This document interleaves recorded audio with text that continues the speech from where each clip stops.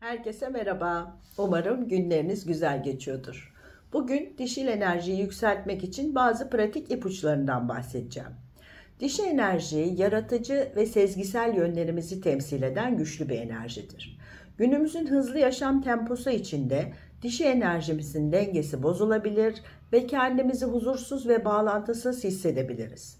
Bu enerjiyi yeniden uyandırmanın ve dengelemenin en etkili yolu yavaşlamaktır. Dişi enerji su gibidir. Akışkan, dingin, rahatça akar ve yolunu bulur. Kendinizi gözlemleyin. Hayat koşmacasında sürekli bir yerlere yetişmeye çalışıyor musunuz?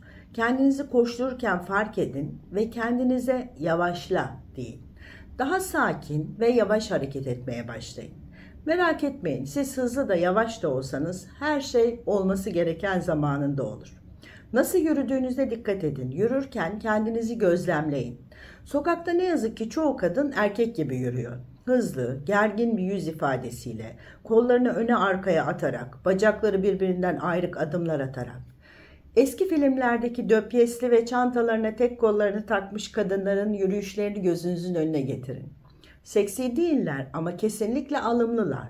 Yavaş yürürler, küçük adımlarla, bacaklar birbirine hemen hemen bitişik, düz bir çizgi üzerinde adım atar gibi yürürler. Kolları öne arkaya savrulmaz. Bedeninizi hoyrat değil de zarifçe kullanarak yürüyün.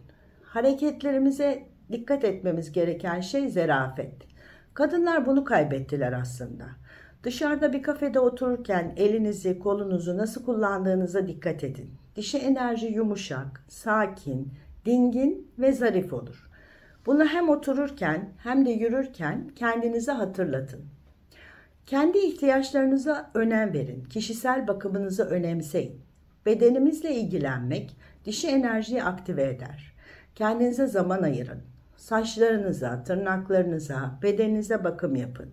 Krem sürmek, vücut losyonları kullanmak, saç yağları kullanmak, cilt bakımı yapmak gibi rutinler oluşturun. Sürekli başkalarına destek olmak yerine kendinize zaman ayırın. Dinlenmek, kendinizi şımartmak ve keyif aldığınız şeyleri yapmak dişi enerjinizi arttıracak.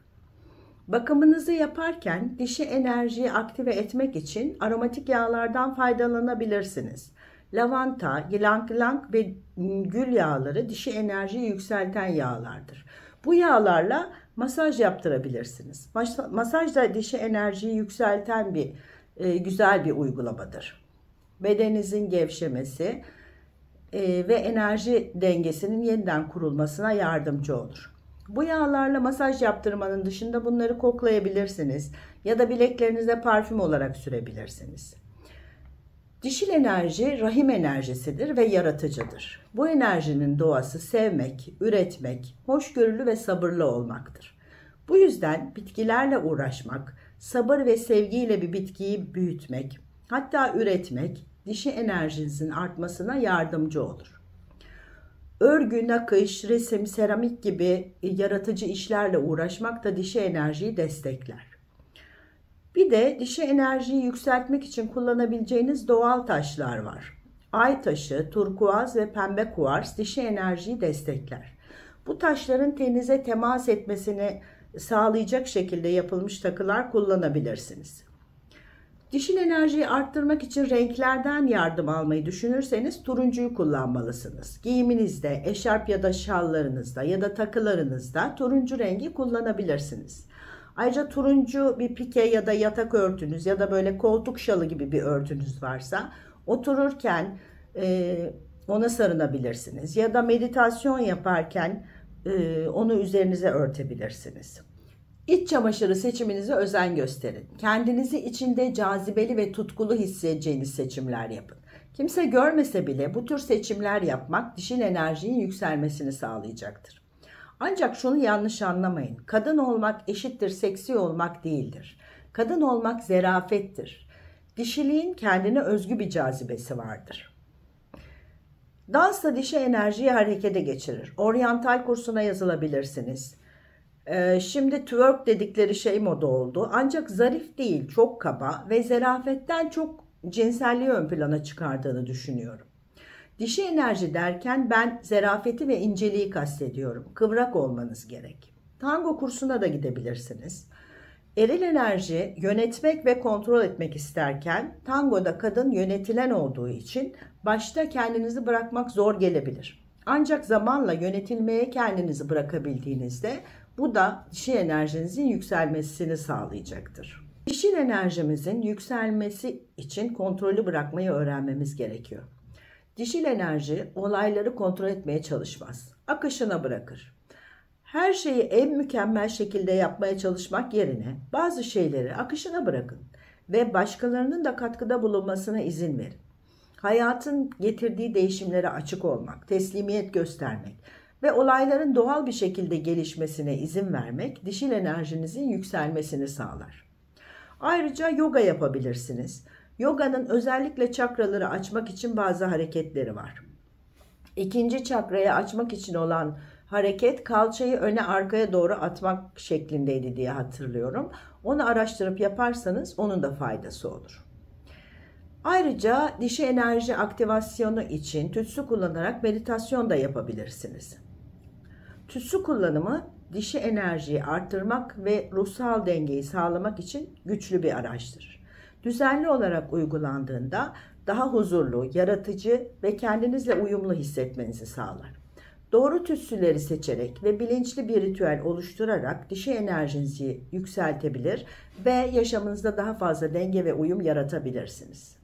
Dişi enerjiyi arttıran tütsüler lavanta, gül, sandal ağacı, yasemin, palo santo'dur. Dişi enerjiyi arttırmakla ilgili kanalımda bir meditasyon var. Onun da linkini buraya bırakırım. Meditasyona zaman ayıramıyorum diyenler için küçük bir ritüel öğretebilirim. Sessiz ve rahatlatıcı bir ortam oluşturun. Loş ışıklar, rahatlatıcı bir müzik ekleyebilirsiniz. İhtiyacınıza göre uygun bir tütsü seçebilirsiniz. Yakarak dumanın yayılmasını sağlayın. Sonra gözlerinizi kapatın ve niyetinizi belirleyin. Örneğin dişi enerjimi sevgiyle kabul ediyorum ve onu özgürce ifade ediyorum diyebilirsiniz. Tütsü dumanını elleriniz, kalbiniz, vücudunuzun etrafında gezdirerek enerjinizi temizleyin. Tütsü yanarken derin nefesler alarak dişi enerjinin akışını hissetmeye odaklanın. Ve ritüelin sonunda teşekkür ederek tütsünüzü söndürün. Dişi enerji akışta olmayı, almayı, şefkati ve içsel bilgeliği temsil eder. Ancak modern dünyada birçok insan, özellikle kadınlar, her işi kendi başlarına yapmaları gerektiğini düşündükleri için dişi enerjilerini bastırmaya meyilliler. Her şeyi tek başına üstlenmemek, yardım istemek, dişil enerjiyi yeniden dengelemek için oldukça önemlidir. Bu yüzden yardım istemekten korkmayın. Dişil enerjiyi arttırmak sadece kendimize iyi bakmakla değil, aynı zamanda yardımı kabul etmek ve destek istemekle de mümkündür. Almayı öğrenmek, her şeyi tek başımıza yapmak zorunda olmadığımızı kabul etmek ve güven duygusunu geliştirmek, içsel dengenin sağlanmasına yardımcı olur. Dişil enerji, işbirliği ve bağ kurma gücü demektir. Ancak pek çok kişi güçlü ve bağımsız olmak adına yardım istemekten kaçınır. Oysa yardım istemek zayıflık değil, aksine güçlü bir farkındalık göstergesidir. Dişil enerji almayı ve kabul etmeyi içerir.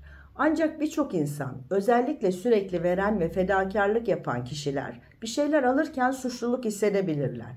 Oysa alma verme dengesi hayatın doğal akışının bir parçasıdır. Herhangi bir şey size verildiğinde bunu rahatlıkla kabul etmelisiniz. Teşekkür ederim demek ve aldığınız desteği sevgiyle kabul etmek dişi enerjinizi besler. Bir iltifat, hediye veya yardım aldığınızda içtenlikle kabul edin. Her şeyi tek başınıza yapmak zorunda değilsiniz. Toplumda yaygın olan her işi kendim yapmalıyım düşüncesi dişil enerjiyi dengelemek yerine onu tüketiyor. Sürekli her şeyi kontrol altında tutmaya çalışmak zihinsel ve fiziksel olarak çok yorucu. Oysa güvenmek, sorumlulukları paylaşmak dişi enerjiyi serbest bırakır. Bir işi paylaşmak, başkalarına sorumluluk vermek ve gerektiğinde dinlenmek içsel huzuru arttırır ve daha dengeli bir yaşam sağlar.